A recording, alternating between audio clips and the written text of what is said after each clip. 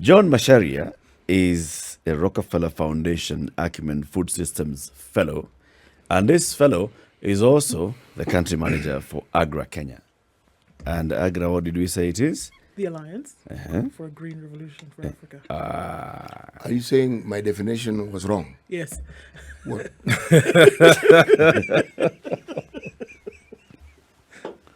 But Mashara, I told them when they asked what I said, it's where you work.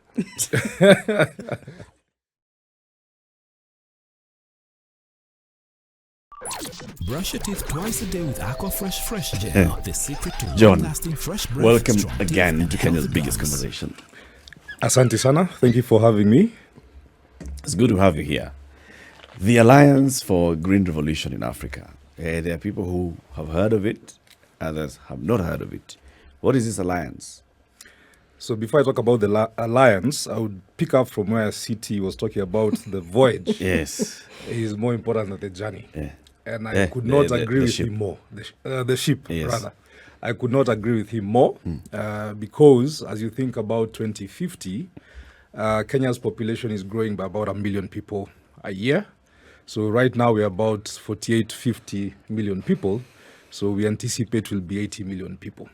So as you think about being 80 million people in 2050, the question or the ship or the journey or the voyage is how do we feed those people in that period of time, and what are the choices and decisions we need to make today in light of the many challenges we have, the war in Ukraine, the food, the drought that we have, and things like that.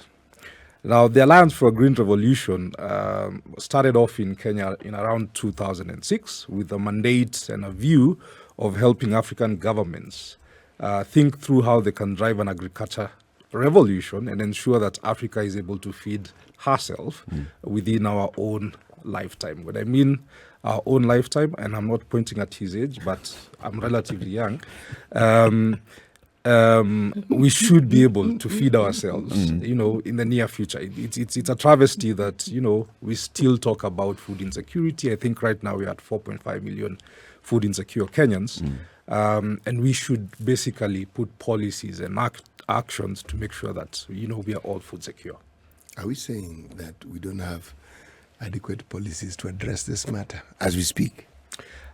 Actually, and that's a good point, CT. I think we have a lot of policies. I sit down with the private sector, ASNET and others, and their view is that we're actually over-regulated.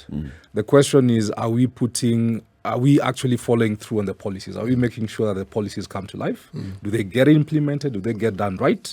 Are they done at the right time? Are they, are they driving efficiency within the value chain and ensuring that, we are producing what we need to produce and things like that?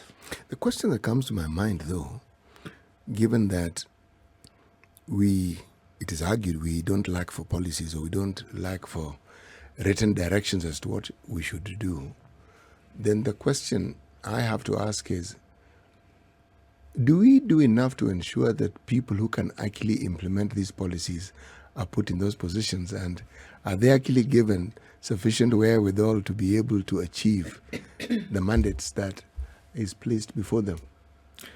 I'm not in public service, so I wouldn't attempt to even answer that. But what we know and what we've seen across the countries that we work in is that there is a critical need to build, the capacity to actually implement flagships, the capacity to reprioritize finances for agriculture, and in that sense also drive, improve the level of governance that you're actually seeing in private sector to make sure that it actually comes through for the food security situation in the country.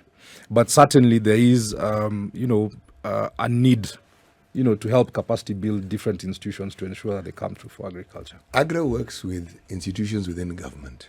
Okay, so it means you work with, hopefully, people who are like-minded, people who understand something similar to what you understand. And the working together is to bring about the change.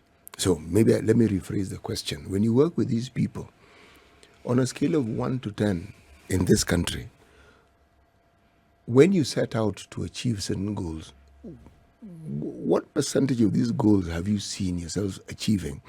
And is it on an increasing scale, or is it on a constant plateau, or is it a diminishing scale? So thanks, City. We have different, we work in 11 countries, so we have 11 experiences working with 11 different governments and perhaps a little bit more.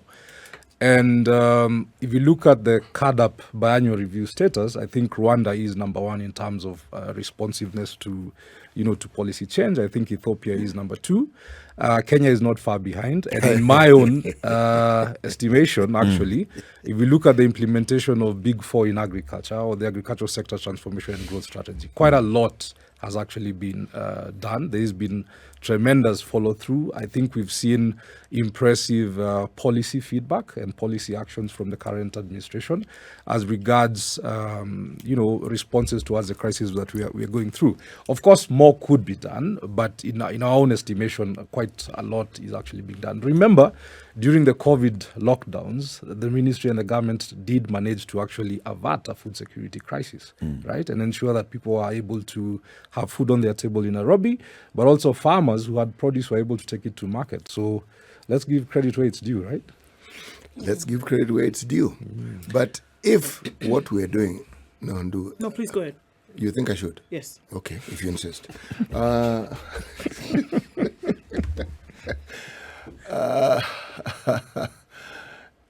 Let me simplify the question. What would we need to do to actually ensure that these resources, which we seem to have in abundance in terms of manpower and the capacity that manpower have, what little twist do we need to put in place to actually get some of these things done? Because from what I hear you say, they're doable. Actually, they're beyond doable. From where we sit, we actually believe that it is possible to feed the nation in about 2 to 3 seasons. If people are able to have access to the right yield-enhancing technologies, for example, have the right, inputs that ensure their soils are healthy, you have access to the right amount of water to make sure that your crop grows, you are actually able to feed this country.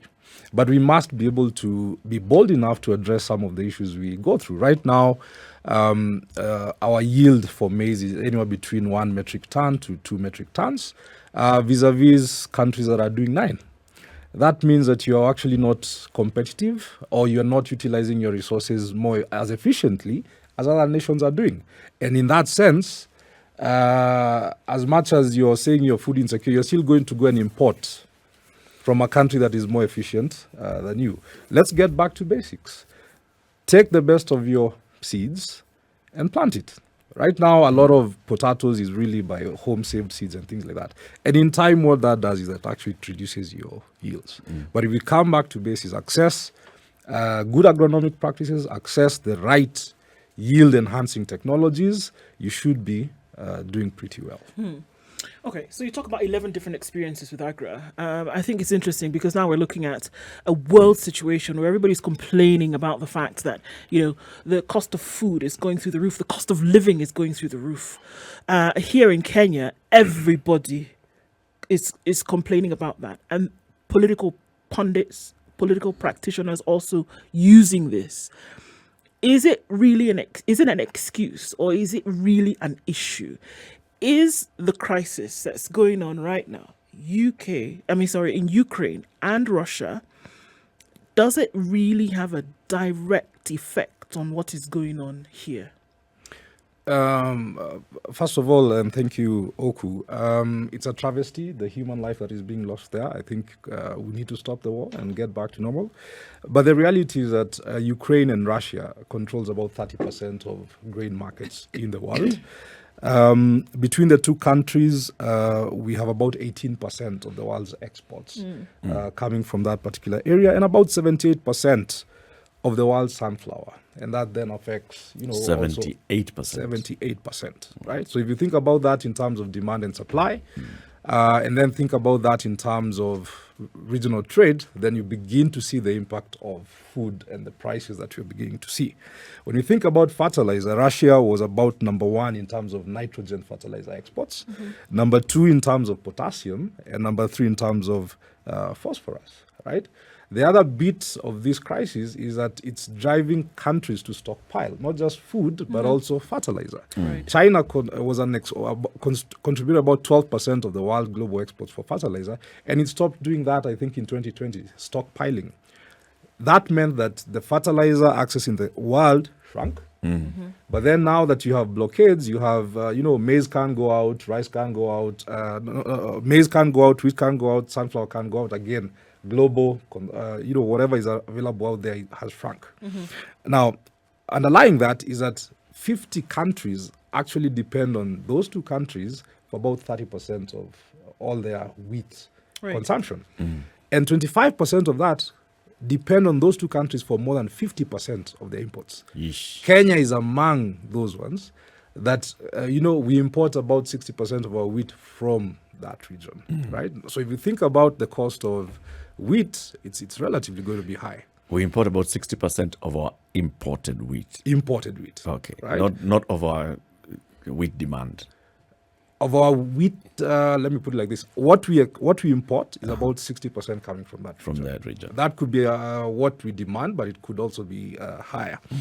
And quite recently, you've seen that fertilizer prices came from 2,500 to almost 6,000. Yep. That affects the cost of production. A bag of 90 kg maize came from a wholesale price of 2,800, 3,000 to almost 6,000 in some places. Right. So when we say that this is not affecting our food prices, I think we need to look at our statistics better. And I also want to tamper that a little bit and just provide some context. The last time I was here, Eric, we had the COVID lockdowns, but we also had the locust invasion. Yeah. Right? Yeah. Now we have the Ukraine crisis, but we have a drought. And I can tell you that I've been to Macharia and a number of other places, and we've had 3 or 4 failed seasons. So the demand for maize might also be because we have less maize within country. And then, whatever we expected to import from Tanzania or Uganda perhaps also didn't come in. So the price is going up. But from a cost of production point of view, fertilizer prices are significantly higher. Okay. I mean, there's the look, for people who will split this conversation, there is the need to look at what was happening prior to the crisis in Ukraine, Russia, right? That was there a deterioration of the situation even before this crisis broke out, and then we saw a lack of supply, right? Can we, just like you're saying now, can we attribute then this high cost of living because we started to see things go up prior to this? This could exacerbate the situation, but were we not already in a situation where things were already looking south? Thanks, Oku. The truth is, actually, the COVID pandemic was like the precursor. It's the one that opened the floodgates, right? Because if you remember, we shut down our borders. There was no international travel. That in itself had an impact globally in terms of food, trade, and quite a number of issues. But I would also love to refer you to a very recent study by IFPRI that was released last month. And it's actually titled The Impact of the Ukraine and Global Food Crisis on Food Security and Poverty in Kenya. And it actually postulates that this year, the GDP growth in Kenya is going to constrict by about 0.8%. But 45% of that constriction is actually going to be driven by the agricultural sector, and particularly the fertilizer prices, right? And it assumes that with an 100% increase in fertilizer prices, you should see a 20% reduction in production, which then leads, to reduction of consumption, reduction of incomes because people will get, go out of jobs and et cetera, et cetera. But the biggest number for me is that contraction will actually drive 1.2 million people into poverty again, right? More than. A new 1.2 million people. Yes. As a direct result of this. Our poverty numbers were about 37% living below $2 a day. Because of fertilizer and what's going on in agriculture, another 2-point-something% are expected to get into that bracket. So we're going to 3.9 to 39 to 40%. And that 2% represents 1.2 million people. That to me is a big number. And it also shows the disparity between, the impact that agriculture has to drive people out of poverty, to get them into jobs, vis-a-vis the investments that we actually make to make that happen. And all of this because of external factors. A lot of this because of external factors, especially fertilizer prices that are skyrocketing. And it's a fantastic study for any person who is a political pundit and wants to actually get some serious science into this conversation. Yeah. Who did you say the study is by? IFPRI. IFPRI. Who's Yes. IFPRI? Well, it's a research think tank, global in nature, has had fantastic. This particular study is supported by BMGF, the British FCDO and USAID, and it's basically to spotlight how do we get countries to have policy initiatives that actually respond to the right challenges, and also to understand the extent and magnitude of the crisis that we are having. Right. So in this regard, I'm happy to say that, as we think about the food prices and things like that, government has made some attempts to actually bring down the cost of production on one side. So we have the National Value Chain Support Program that is providing some subsidy. We have the SpiceFM program that is also providing subsidy. And we have the import window that was extended so that people could import from outside of COMESA and EAC. John, So it's 2 shillings. Are these measures working as well on the ground as they are on paper? Because yes, there are all these programs, and they're supposed to be helping to bringing the cost of production down. Do we actually feel the impact of these programs? So I think at a national scale, it might take short to mid-term to actually see the direct scale of these initiatives.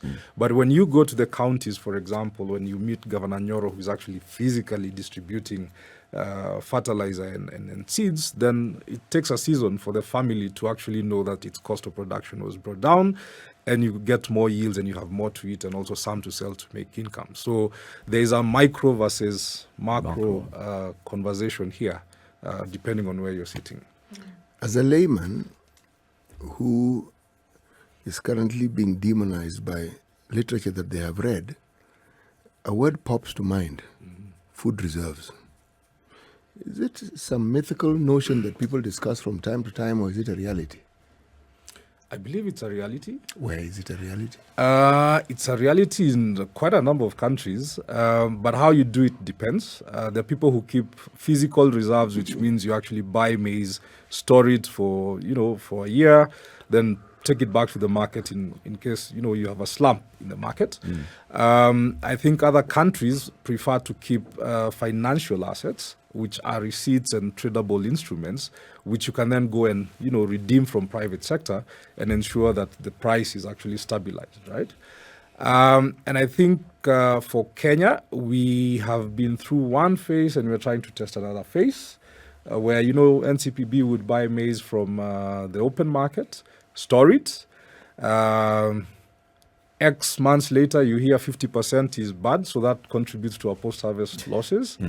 But now I think through the ASTGS, I think there's an attempt to actually try and have financial instruments being used to try and smooth out the price situation in the country, in the region. But to make that work, you actually need to have a national food balance sheet and a regional food balance sheet that is working for you. And I'll say this city, Kenya is a net importer of a lot of the grains we have. So we cannot not just think about our national situation and our national storage situation. You actually have to think about the production in our neighbors, because they feed a lot of what we eat. Why must we think that way? I mean, why can't we produce the way our neighbors produce? And why can't we? NCPBA, fine, we understand it, but is it them whom we're talking about, or is it the millers? Because I'm sometimes confused. I hear NCPBA and then NCPB. They doesn't have the A. Doesn't have the A. You're thinking about the bank.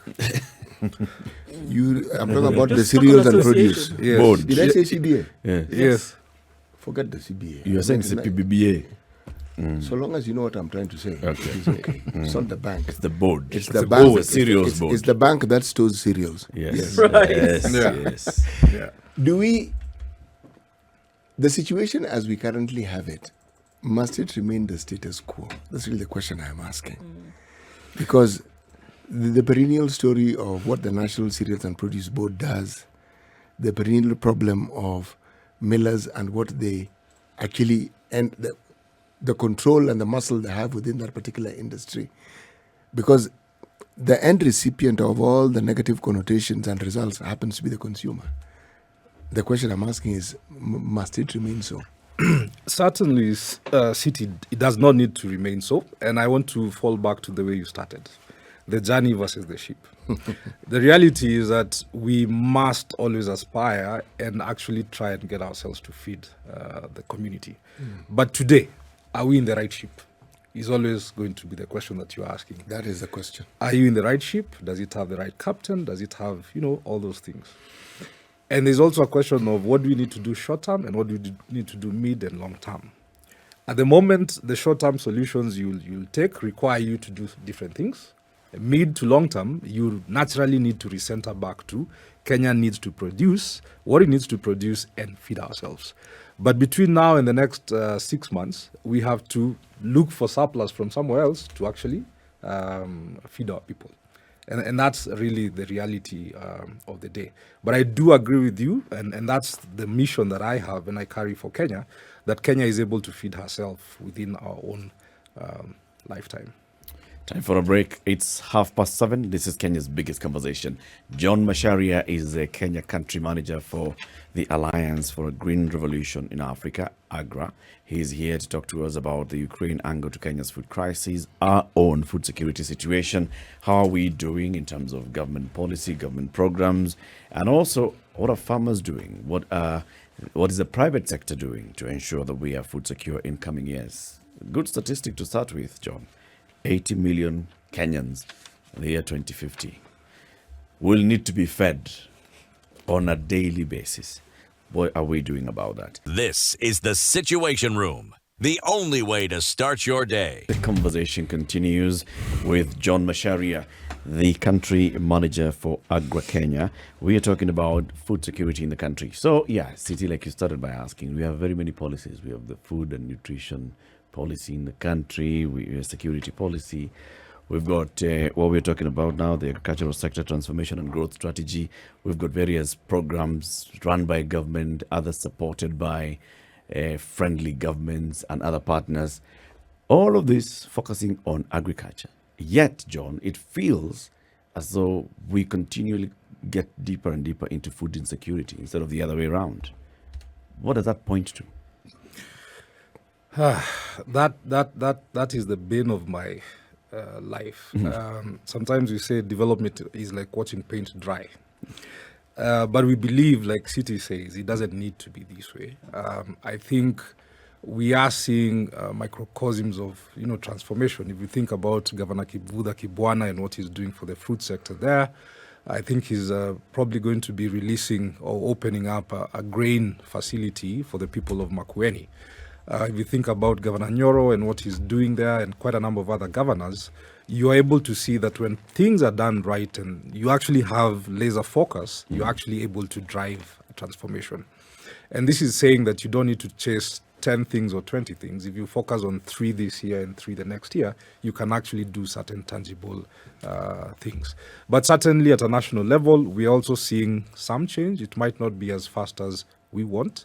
But to also be fair, in the last 2 years, the impact of COVID, if you read through the economic survey of 2022, agriculture actually shrunk quite some in terms of GDP growth.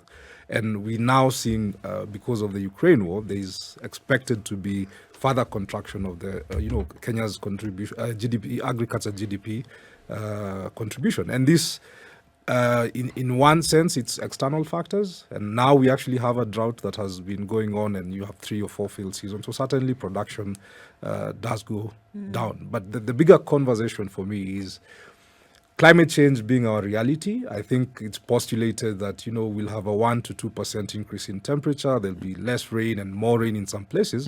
What is it that we do today that ensures that 50 million, 80 million people are fed by 2050? And I can imagine Nairobi by that time, I think we are 5 million right now. We probably will be 10. So if you think about a Nairobian eating a banana, 1 banana a week, you need how many bananas by 2050? You need 10 million bananas. Yep. If you think about it in 52 weeks, that's another figure. Yep. Right? Are we focusing though, John? Because I'm listening to what you're saying. And for me, right now, if you say that the very first thing, the primary attention should be paid towards a country feeding its people, to make sure that there's food in the bellies of all your people, it is not possible then to develop if you've not done that very basic thing. This is what we are saying. But we have a situation where constantly, even before COVID, the barns are empty. NCPB complains all the time saying, well, you know what? We don't have any food in the barns. We have to start looking outside. That has been a constant conversation. We know that the drought situation is going to be a constant. We know this. This is not something that's going to jump out at us and shock us, right? We know that there are areas of this country that are drought prone. But on the same planet, we have countries that are desert, but seem to be able to grow some of the best food affordable or available on the globe. Israel, Australia, the UAE, for goodness sake, is in a desert. Saudi Arabia, growing some of the best food, keeping for themselves, and then exporting to the rest of the world for in terms of surplus. And I keep going back to the example of Ireland that was in famine, not drought, famine, which is maybe 10 steps beyond drought. Able to get themselves out of this in 5 short years in a surplus, and then now being able to export. Same planet, not in the different parts, different universe. For me, it really shouldn't be let's strive to feed our people. It should be let us strive to grow enough food that can feed our people, and then for us to have a surplus. And I have a problem because then where is the focus? And shouldn't the focus be on that? That yes, there will be a drought, there will be COVID or something else in the next 5 years. But the focus then ought to be, let us grow that food here and not focus on export or import and not focus on some of these other things. Why can it not be that? Why can't it be that? Because looking at some of the experts that you have who are growing some of it's being done here in Kenya. Why can that not happen? It seems that to break beyond that is very, very difficult. So, Oku, you raise a very interesting point. I think there's a book called How Nations Are Made that actually talks about the paradox of countries that are resource rich don't tend to actually are not doing better than those that are resource poor. If you think about Israel, it's almost below sea level. It's almost totally a desert. It's doing fantastic. Egypt, I think, is number 8 in global production of potatoes and things like that. So that's a very difficult question to ask. But I will say this. I believe there are quite a number of attempts that are actually being made to do the right thing. Again, we're in a liberal economy, so it's not where you're dictating to people what to do. So people have choices in terms of what to do. And I want to call out, for example, we've seen a wonderful farm here in Machakos called Aussie Quest. I think it's 2,000 to 3,000 acres. Can you believe it's possible to grow wheat in Machakos? The gentleman grows wheat and has Which been part growing, of Machakos? Just where the Shell petrol station is, I think on the left. There's a very fantastic farm there. At Chumbi. The Machakos Junction. Wow. Right? There's a guy growing wheat there. And he's practicing climate-smart technologies. And even in the absence of rain, he's been able to have 2,000 acres have crop come to term. And for us, what we are trying to say is, how do we make sure that smallholder farmers, now that climate change is going to be there, we're going to be having droughts, less rain. Right. How do we help transfer technology from such farms into smallholder farming systems so that they too can benefit from the technology and science that is there to ensure that you're actually able to have production even when you have less rains and you have worse climatic conditions. Of course, there's need to develop more models in terms of the commerce, the profit and loss statement for smallholder farmers, but we have to do something. We certainly cannot sit down and do nothing. Is that not being done? Like Julia is saying, small-scale farmers are a bother to the government, especially the wheat farmers. I don't know that they're a bother. I think the problem we have here is hunger. They are made to feel like they're just munasumbua. The problem we have is hunger. Tumbo, an empty stomach does not even know religion, Bana.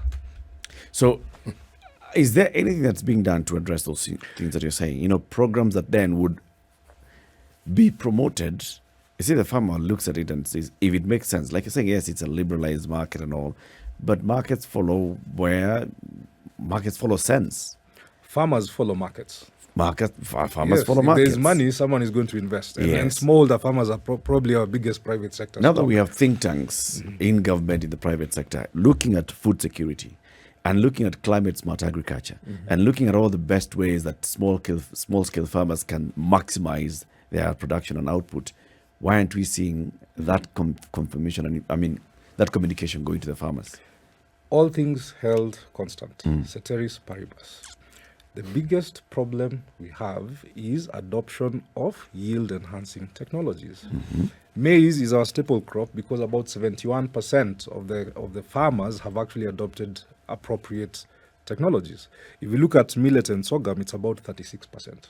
So if you think about how much maize or how much wheat or how much millet we require, if people are still adopting technologies at such a low level, then it doesn't then reflect, nationally. What causes this? What is leading to people not adopting the yield-enhancing technologies? Is it lack of awareness, lack of option? I would say two things. Number one, in 2010, we decentralized a lot of agriculture. And what we've seen is that we have a diminishing level of extension force on the ground. I think, depending on which county you are, I think the national average for Kenya is anywhere between 1,000 and 3,000 farmers. So if you think about an extension officer, even in a year, are you able to actually interact with 3,000 homesteads? You can't. So that needs to change, probably through public sector reform.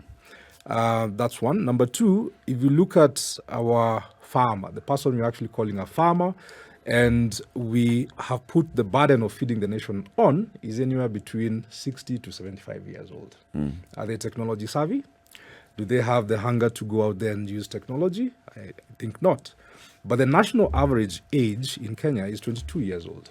So at what point do we shift the burden from the aged, from our fathers and mothers and aunties to the youth, who are more technology savvy, who will be hungry for information? When you show them the money. When you show them the money. Yes, so right? why aren't we doing that? And that's a whole different conversation as to why women and youth are probably not in agriculture. I think there are quite a number of systemic issues, but that change and that shift needs to happen. Because if you have a weakening physical extension system, then the alternatives are mostly digital. And if you have an aid set that is not digitally savvy, then you have reduced opportunities. But nonetheless, as AGRA, we are trying to do quite a lot of things.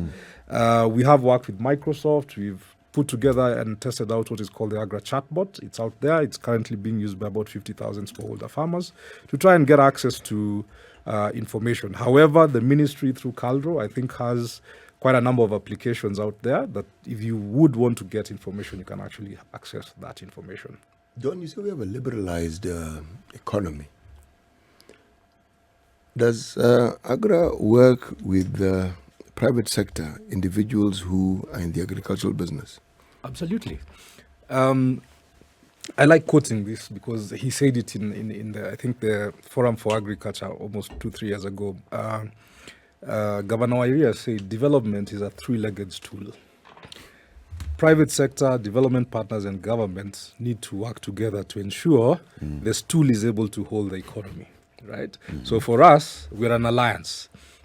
There's nothing that we put out there or push. We actually work together with governments and work together with private sector because that's the only way you bring behavior change and provide the right incentives. I hear you. Does the government own or have big farms that produce wheat or maize or some of this produce that we speak of? Does the answer, the of course, government? yes. The answer is no. No. Precisely. So, what then is it that hinders the private sector, who in this country are the backbone of our agriculture? You've talked about technology. You've talked about access to technology. But that is an old story. I mean, it's been there for the longest possible time. I don't understand the logic. Farmers are business people. Why would you not adopt something that will, in effect, help you increase your profits, increase your yield, make your life better? You talked about behavior change as well, and that is what I've picked up from. Yeah. So, what does an organization like, say, AGRA do in order to ensure that this change in the way people think and look at agriculture is actually put in place so that this vision that we keep speaking of is actually realized. So, thank you, Siti. If you read through the agricultural sector growth and transformation strategy, and the document, there's actually a chapter trying to answer that particular question. And when the analysis was done, the amount of land that is actually available for large-scale farming right now is actually owned by either the county or the national government. The rest of the land that is available is now in conservancies, so you don't want to touch because of, human-wildlife conflicts and things like that. Then the rest is in smallholder parcels of land. Now, the question is, and I have a friend who actually said this, if I wanted 4,000 acres of land now that is conflict-free, where do I get it? Government. And that is why you saw the president, You'll I also think find last month. there'll be conflict. There'll still be I conflict. don't know. Ask KU. Yeah. Look at the headlines this morning. Yeah. I think you saw, is it a month or two ago, the president said that he had approved the large-scale land commercialization initiative. And that is an attempt at trying to figure out how we can actually make it possible for things like Galana Kulalu. How can it actually be made available for private sector? Because the demand is there, the land is available, we know who has it, but how do you unlock it to produce for the country? Because the efficiencies that a large-scale farmer will get vis-a-vis a small-scale farmer are totally different. I come from Nyandarua. I can tell you for free, where we used to have, guys with 100 acres of land, that land has been subdivided a long time ago. Yes. And as a crow flies, the current children are planning on how they're subdividing it again. Yes. So when you think about feeding ourselves with that land policy, therein is the other big problem. It's how are we managing our land? As opposed to watering it, greening it, we're actually putting it into concrete structures. Yes, we are. Right? Because that's where the money is. That's where the money is. So we think. What is this that the president did the other day? Just, bring us up There's to a speed. land-scale commercialization initiative to try and actually see if it is possible to actually make land available for private sector, large-scale private sector, youth and women, of course, and AGPO, to try and grow crop on large scale. Right. Indeed, isn't it? It's going to change, but A Kenyan hears it and they're like, Okay. So the government wants to avail some land to large-scale farmers. Okay. Who's a large-scale farmer? it's listen. It's not large scale farmer. Okay, let's not get wrong. It's Define private. large It's scale. private sector. It is private sector. If you have money Yes. and you want 1,000 acres, Yes. the question is how do you go to the ministry and say I have 1,000 acres? I I need want- 1,000 1,000 acres. acres. I have enough capital to unlock value in 1,000 acres Yes. or 500 acres or whatever the parcel is. But the point is, and to your point, CT, how do we avail? How do we move that direction? in that direction, right? So there are attempts that are being made to try and I think change the over, conversation. from the top, that's a very good move to make. Before now we bring in the other CSs down here of who's this person who can access enough capital to get 100,000 acres for farming and blah, blah, blah. But it's a good initiative. How do we get all of these things then to work in tandem? Because if the end goal, if you realize this has been my sticking point, if the end goal is to have a sustainable system whereby the country's people are fed, and then you have sustainable sources, of course, sustainable then in terms of longevity, in terms of saying this particular source where this food is coming from will be able to stand the test of time. Whether it is government working with private, do we have a system whereby they're all coming together with that goal in sight? Or is it somebody in it for their commercial,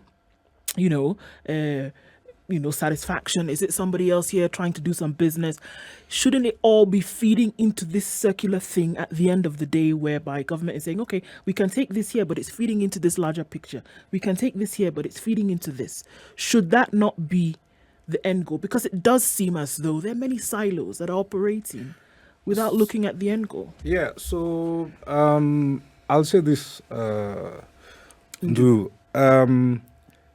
I think more than other times, I have actually seen a very open government, one that is willing to listen, one that is willing to work with private sector and development partners. For example, during the COVID crisis, many of you might know, we had the Food Security War Room, and that brought together almost 80 institutions that were able to monitor food availability, food storage, food prices, opening and closing of markets, whether they are, sanitary because of COVID, availability of water, water pans, livestock pasture, and things like that. And through that process, they were able to actually get the country away from a food security crisis. And that particular committee still goes on and meets on a bi-weekly basis to ensure that we are monitoring the food balance sheet that Citi was talking about. And that committee then is able to advise the minister or the cabinet secretary in terms of, do we have enough food?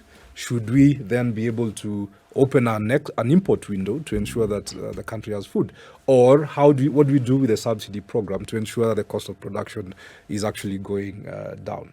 So what I'm saying, Ondu, is that they are good attempts, but it begins by having the right political will. And I believe in the last couple of years, we've seen an impressive set of policy officers with good political will and are willing to do the right things and are willing to hold everyone to account and make sure that things are moving in the right direction. Finally, the present. All right, the cost of food has gone up. Schools have reopened. School principals are wondering now, what do we do? How do we feed these children? You've given us the Ukraine angle to this, and yes, it makes sense.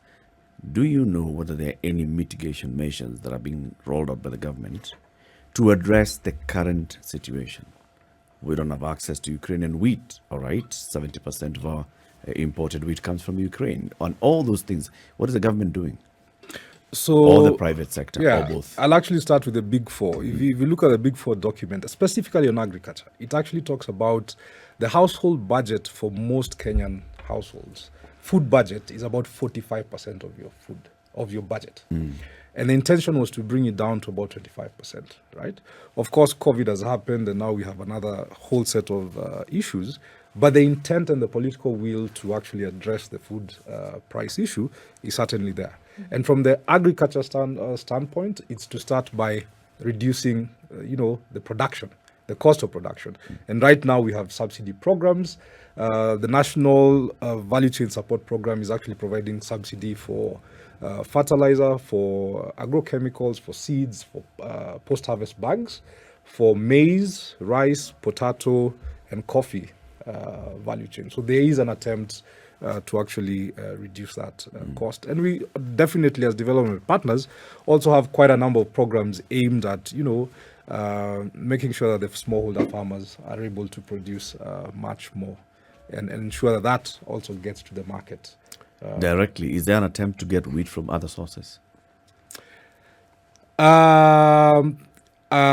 Wheat is I wouldn't talk about wheat, I'll talk about maize. I think maize, I know there is an import window that was actually extended to ensure that people are able to get maize into the country and ensure that we are food secure in the mid to long term. When it comes to natural resources, we have a minute or so. You have 20 seconds. 20 seconds. Or so. Oil, minerals, external investors. Why not external investors in agriculture?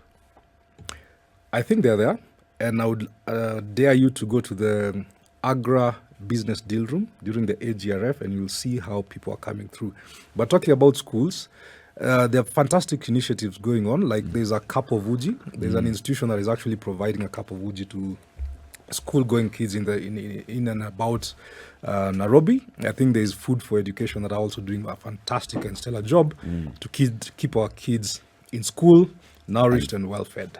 John, thank you very much for joining us. John Macharia is the AGRA Kenya country manager. We've been talking about food security in the country.